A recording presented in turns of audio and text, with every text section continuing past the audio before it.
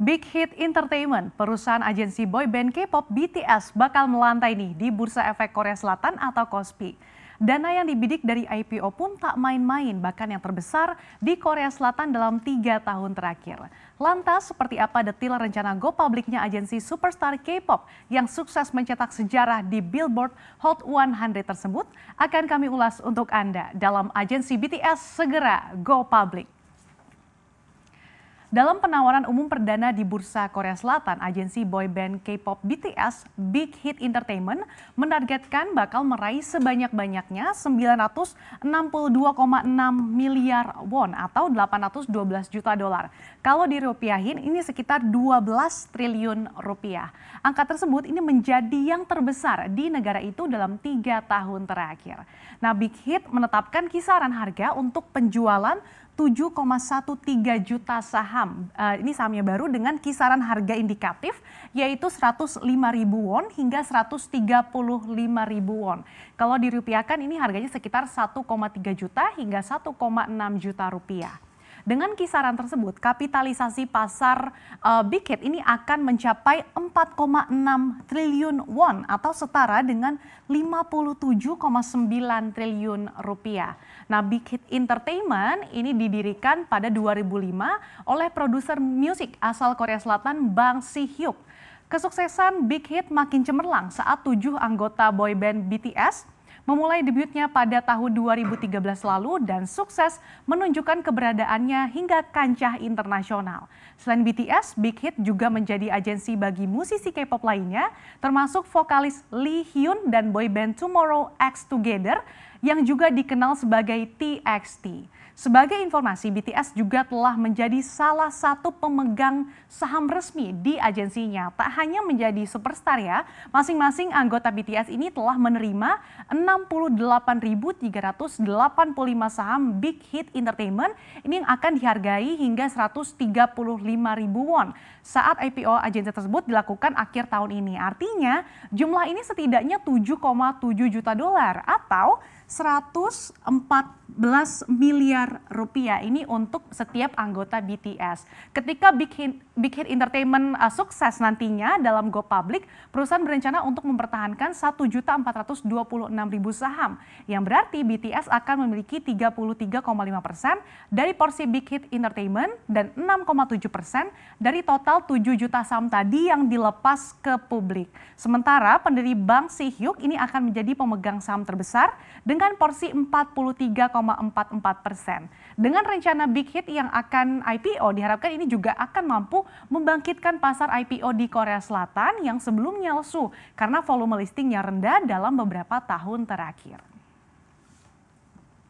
Nah, di tengah hantaman pandemi corona di paruh pertama tahun ini, Big Hit Entertainment meraih pendapatan 294 miliar won atau sekitar 3,65 triliun rupiah. Dengan begitu, Big Hit ini berhasil meraup keuntungan senilai 49,7 miliar won atau 618 miliar rupiah pada paruh pertama 2020.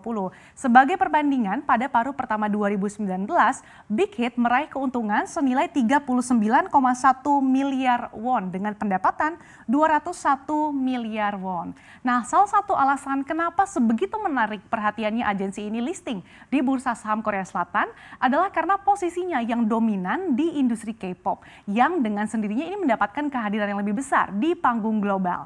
BTS merupakan boyband Korea pertama dan satu-satunya yang menjual lebih dari 20 juta album. Kemudian kalau diukur dari penjualan album dan kehadiran konser, grup ini bahkan menyumbang sekitar 30% bagi industri K-pop di Korea Selatan. Nah, pertanyaannya, kok bisa di tengah situasi global yang sulit ini, perekonomian Big Hit bisa tetap cemerlang?